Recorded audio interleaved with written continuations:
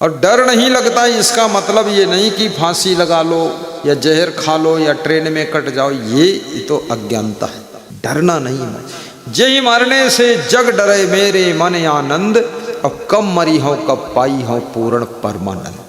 कबीर साहब कितनी बड़ी बात करते हैं कि जिस मृत्यु से सारा संसार डरता है, उस मृत्यु का नाम सुनकर मेरे मन में आनंद उठ रहा है। और मैं सोच रहा हूं, कौन कह रहा? कबीर साहब कह रहे कि मैं सोच रहा हूं कब मरूंगा और कब पाऊंगा क्या पूर्ण परम आनंद, कब मिलेगा। मेरा मन ऐसा परम आनंद को प्राप्त करने के लिए मैं इंतजार में हूं, कब मरूं और जल्दी से परम आनंद को प्राप्त करूं। यही मरने से जग डरे मेरे मन आनंद, और कब मरी हूं कब पाई हूं पूर्ण परमानंद। और कितना ही डरो फिर भी मरना पड़ेगा, और ना डरो तो भी मरना पड़ेगा। तो बिना डरे मरो तो ज्यादा अच्छा है। डर कर मरोगे तो कायर हो, और साहस के साथ मरो तो वीर पुरुष हो। इसलिए डरना क्या है जब मरना ही है। और डर कर भी बचना नहीं है। ऐसा भी नहीं कि डर जाओ तो बच जाओगे, बचोगे फिर भी नहीं, मरोगे तब भी। डरो तो भी मरोगे, ना डरो तो भी मरोगे। तो बिना डरे मरो तो बुद्धिमानी है। फिर डरने से मतलब क्या निकला? डर भी गए और मर भी गए तो कोई इसलिए मरने से डरना नहीं है। और मरने में मरना भी नहीं कि मरना क्या है? आत्मा मरती नहीं, आत्मा अमर है, अजर है, अविनाशी है, शाश्वत है, पुरातन है। और शरीर तो नश्वर है। शरीर जिस दिन से जन्म लेता है शरीर, उसी दिन से शरीर बदलना शुरू होता है। 7 वर्ष में शरीर के समस्त परमाणु चेंज हो जाते हैं। इसलिए किसी आदमी को तुम 2026 में मिलो और उसके बाद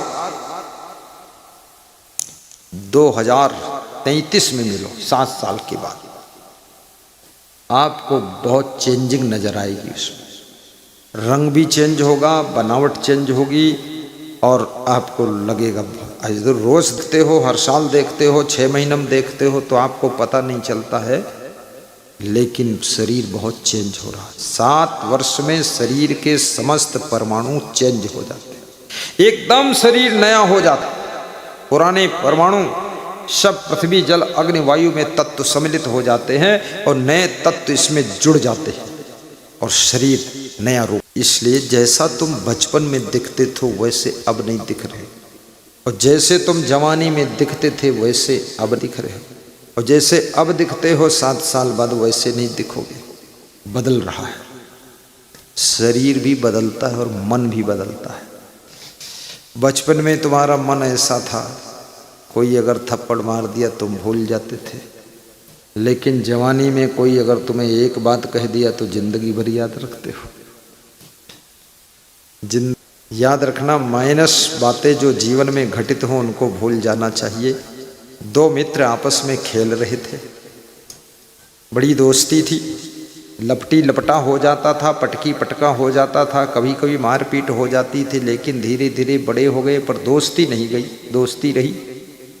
तो एक दिन एक दोस्त ने, अब बड़ी उम्र हो गई, तो थप्पड़ मार दिया अपने दोस्त को, कुछ गलती हो गई। जब थप्पड़ मार दिया तो उसने बालू का ढेर इकट्ठा किया, रेत का ढेर, उस पर लिख दिया कि मेरे मित्र ने मुझको थप्पड़ मारा है। आगे एक नाला था, नाला में पानी बह रहा था, उस नाला में निकला मित्र जिसको थप्पड़ लगा था, तो तैर नहीं पाता था, उसमें लुढ़क गया, तेज धार थी, डूबने लगा तो चिल्लाया जोर से, तो मित्र आया और नाला में कूद गया, अपनी पीठ पर लाद करके तैर करके उसको पार कर दिया। बोले अरे तुम डूब जाते, मेरे मित्र हो। तो उसने फिर छेनी हथौड़ी लिया, जिसको थप्पड़ मारा था, जो डूब रहा था, छेनी हथौड़ी उठाया और पत्थर पर लिख रहा था मेरे मित्र ने मेरी जान बचाई आज। तो जिस मित्र ने थप्पड़ मारा था, जिस मित्र ने उसको पीठ पर लाद करके नाला में पार कराया था, बचाया था, उसने पूछा कि जब मैंने तेरे को थप्पड़ मारा तो तूने बालू के ढेर पर लिखा कि मेरे मित्र ने आज थप्पड़ मारा, क्यों? और जब तेरे को पीठ पर लाद करके नाला से मैंने पार करवाया, डूबने से बचाया, तो पत्थर पर लिख रहा है तू छेनी हथौड़ी से काट करके। बोले मैं इसलिए लिख रहा हूँ, किसी के द्वारा अगर कोई कष्ट मिला है तो उसको रेत बालू पर लिखो ताकि थोड़ा हवा सा झोंका आए और लिखा हुआ मिट जाए, यानी उसको याद नहीं रखना चाहिए, भूल जाना चाहिए, इसलिए बालू की रेत पर लिखा था मैंने। लेकिन कोई हमारे साथ उपकार करे, अच्छा करे, हित करे, तो उसे पत्थर पर छेनी हथौड़ी से लिख दो ताकि वो कभी भूलना नहीं चाहिए। लोगों के द्वारा किया गया उपकार हमेशा याद रखो, यही सुख की चाबी है। और उनसे कोई तुम्हारे लिए गड़बड़ी हो गई उसको भूल जाओ, यही सुख का रास्ता है और कोई नहीं। ये याद रखना जीवन में। तो बुढ़िया को यमराज ने मार लिया, बुढ़िया हंसते हंसते मर गई। बुढ़िया की आत्मा को लेकर यमराज चल दिया। बुढ़िया रास्ते में पहुंचती, यमराज जी हमें स्वर्ग में ले चलोगे कि नरक में? तो यमराज मुस्कुराया और बोला कि हम दोनों दिखा देंगे तुमको, दोनों दिखा देंगे और दोनों में जहां इच्छा हो वहां तुम रह जाओ, तुम्हारे लिए स्वतंत्र है, तुम पसंद कर लेना। यमराज बुढ़िया की आत्मा को लेकर गए। 10-15 यमदूत भी साथ में मान सम्मान के साथ में बुढ़िया की आत्मा को लेकर के पहुंचे। तो पहले पहुंचे कहाँ? नरक में पहुंचे। नरक में लोग दुखी बैठे थे, भूखे बैठे थे, परेशान बैठे थे। तो वहाँ एक हंडी टंगी हुई थी, हंडी। उस हंडी में मक्खन भरा हुआ था।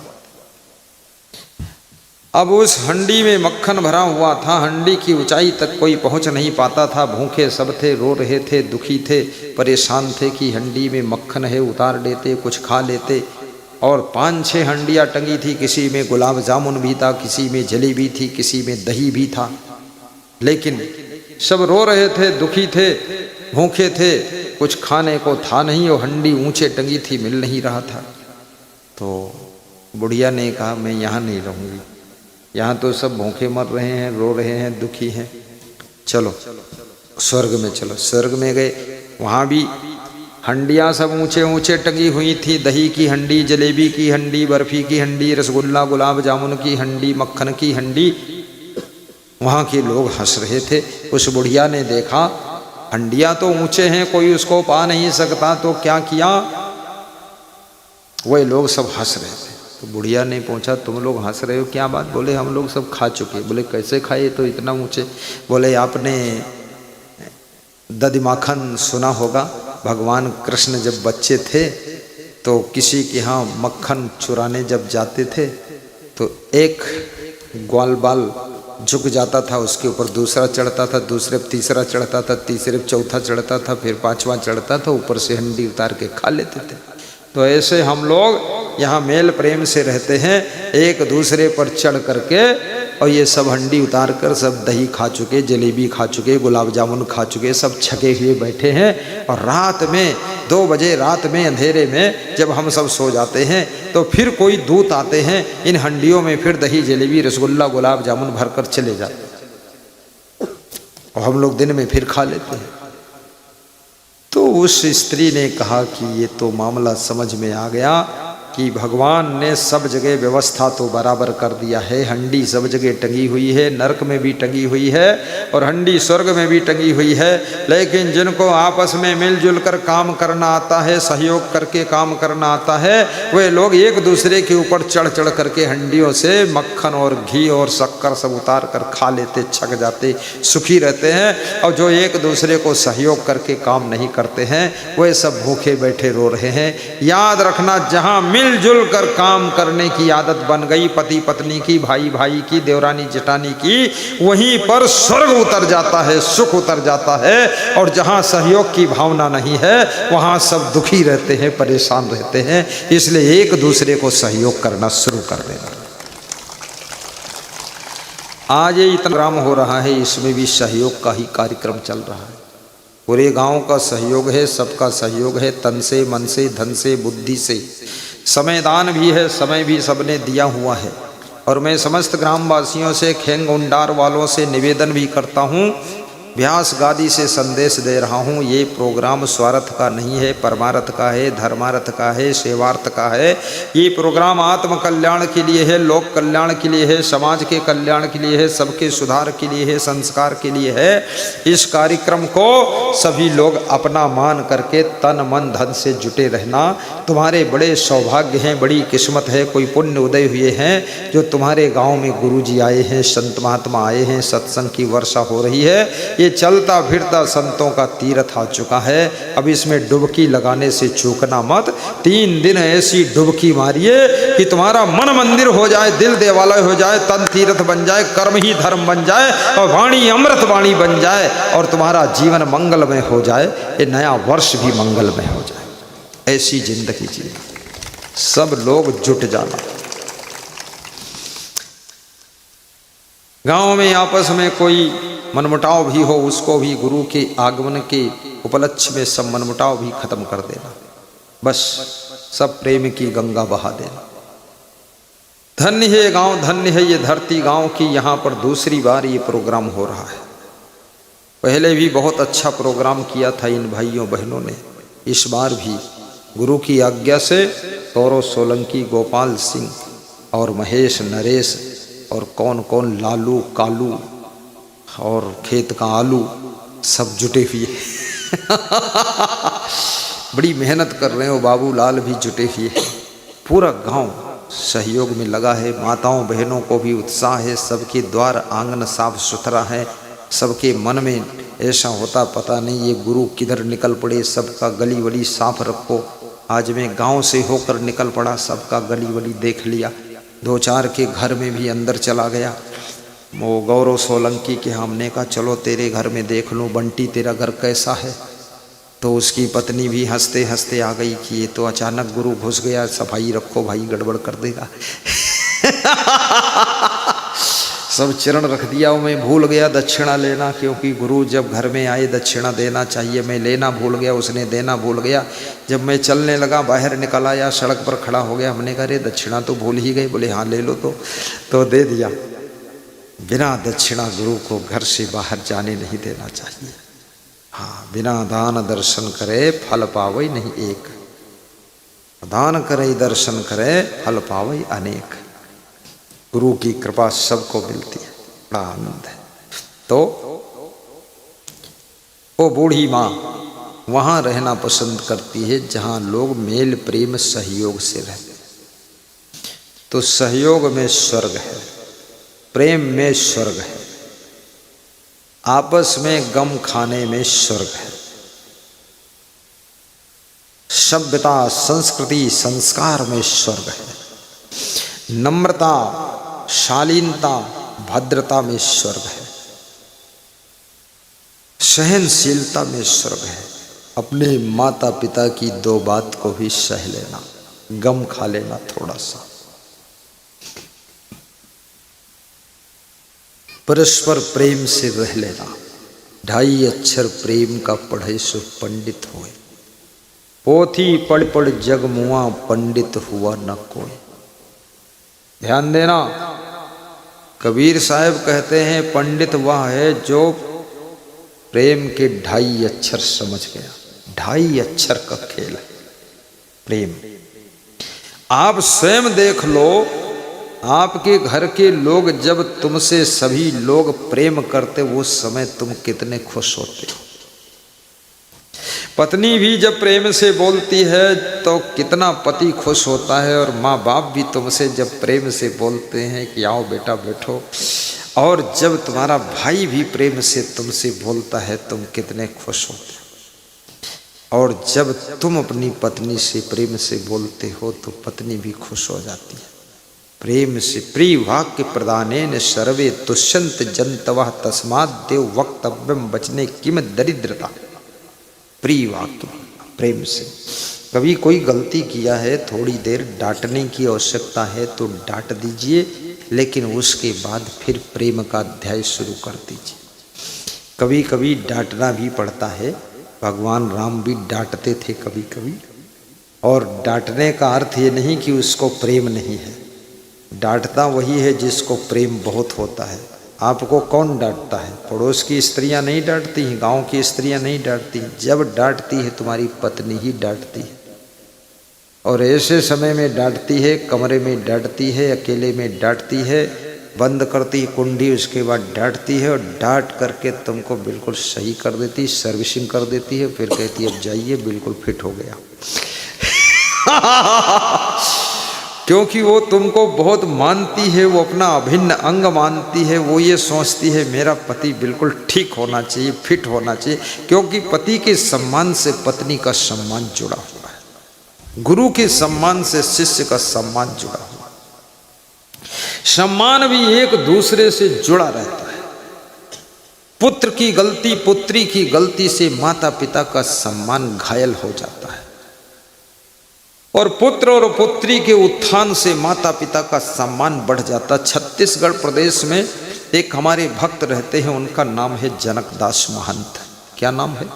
जनकदास महंत। उनकी एक बेटी प्रोफेसर हो गई, दूसरी बेटी जज बन गई, और तीसरी जज बनने की पढ़ाई कर रही है, और चौथी बेटी राजनीति में सफल हो गई है, और पांचवी बेटी वो भी कुछ पढ़ रही है। तो उनकी बेटी जो जज बनी उसका भारती कुलदीप महंत, तो उसके जज बनने से उसके माता पिता का सम्मान बहुत बढ़ गया। अब वो जहाँ जाते हैं तो लोग कहते हैं भाई जज के माता पिता आए हैं, बैठाओ इधर, बुला लो इधर बैठाओ। उनको अच्छी कुर्सी पर बैठने को मिल जाता है, लेकिन बेटी की वजह से। याद रखना, बेटी जब टॉप करती है तो बाप का सम्मान बढ़ जाता है, बेटी जब कोई गलती करती है तो बाप मुंह दिखाने लायक नहीं रह जाता है।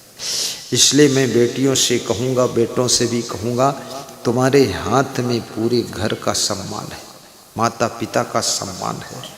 और बेटी तो ऐसी चीज़ है जो मायके का भी सम्मान उसके हाथ में है और ससुराल का भी सम्मान उसके हाथ में है। इसलिए बेटियों को, बहुओं को तो बहुत संभल कर चलना चाहिए, क्योंकि तुम जितना अच्छे से रहोगी ससुराल में भी सबका आदर बढ़ जाएगा। अरे साधु बन गए, घर से लेना देना कुछ भी नहीं है, लेकिन तब भी ठीक ठाक साधु बन जाओ तो घर वालों का भी सम्मान बढ़ जाता है। साधु तो मैं बना हूं, मेरे माता पिता थोड़े साधु बन गए हैं, लेकिन फिर भी उनका सम्मान बढ़ गया। मेरे पिताजी मेरे आश्रम पर आए, अब तो उनका शरीर छूट गया, पर लोग चले गए, होशियार थे, जल्दी चले गए, झंझट खत्म कर दिया। तो हमारे को मिले और प्रणाम किया, बोले तुम्हारी वजह से मेरा भी सम्मान बढ़ गया। हमने कहा मेरी वजह से क्यों बढ़ेगा? तुम्हारा तुम्हारी वजह से बढ़ेगा, हमारा हमारी वजह से बढ़ेगा। मैंने कहा कैसे बढ़ गया? बोले ट्रेन में मैं आ रहा था तो लोग तुम्हारा गुणगान कर रहे थे ट्रेन के डिब्बे में, और मैं भी बैठा था तो तुम्हारा गुणगान कर रहे थे कि असंग देव के प्रवचन सुनने जा रहा हूँ, दर्शन करने जा रहा हूँ, उनके आश्रम जा रहा हूँ। तो फिर मेरे से रहा नहीं गया, मैंने कहा अरे जिन असंग देव की चर्चा कर, उनका मैं पिताजी हूँ, मैं उनका बाप हूँ। तो सब लोग मेरे पैर छूने लगे, कोई अंगूर लाकर खिलाने लगा, कोई केला खिलाने लगा, कोई बर्फी ले आया। अरे तुम उनके पिता हो, सच पिता हो कि झूठे पिता हो? यार ऐसा नहीं झूठ बोलकर माल छक लो। अरे बोले सच पिता हूँ। तो उनके पैर छुआ लोगों ने, और खिलाया पिलाया, आदर भी किया, कुछ लोगों ने दक्षिणा भी दे दिया उनको। फिर आश्रम आए तो बोले तुम संत तो तुम बने, तपस्या तुमने किया, भक्ति तुमने किया, लेकिन ब्रह्मचर्य से साधना तुमने किया, पर सम्मान मेरा भी बढ़ गया। बढ़ जाता है सम्मान। इसलिए साधु महात्मा कि हाथ में तो पूरे विश्व का सम्मान है, देश का सम्मान है, हर भगत का सम्मान है। जितने लोग यहाँ बैठे हो सबका सम्मान हमसे जुड़ा हुआ है। हम जितने अच्छे संत बनेंगे, जितनी अच्छी तपस्या करेंगे, जितना अच्छा हम वैराग्य करेंगे, जितना अच्छा हमारा त्याग तप ज्ञान होगा, उतना ज़्यादा तुम्हारा भी सम्मान बढ़ जाएगा। तुम कहीं भी बोलोगे हमारे असंग देव गुरु हैं, लोग कहेंगे वाह तुम्हारा गुरु यार बहुत टॉप का है। बोलेंगे कि नहीं बोलेंगे? और मैं बीड़ी पी लूँ चुपके से, और सिगरेट पी लूँ खुल्लम खुल्ला, और उधर से ये करूँ वो करूँ, और गड़बड़ सड़बड़ मचाऊँ, और लड़की लेकर घूमूँ, और बवाल करूँ, खुसर फुसर करूँ। सब कहेंगे अरे यार कैसा मेहर कुल्ला गुरु तुमने बना लिया, ये असंग देव है कि फसंग देव है, कहाँ फंसा पड़ा। और तम्बाकू खाऊँ और खूब ये बवाल बनाऊँ।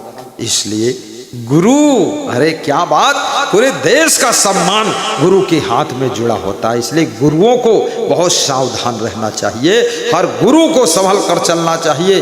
कभी कोई नशा की आदत ना, संत को संभल कर चलना चाहिए, संत महात्मा को। और संभलना क्या है, अपनी आंख को संभाल लो।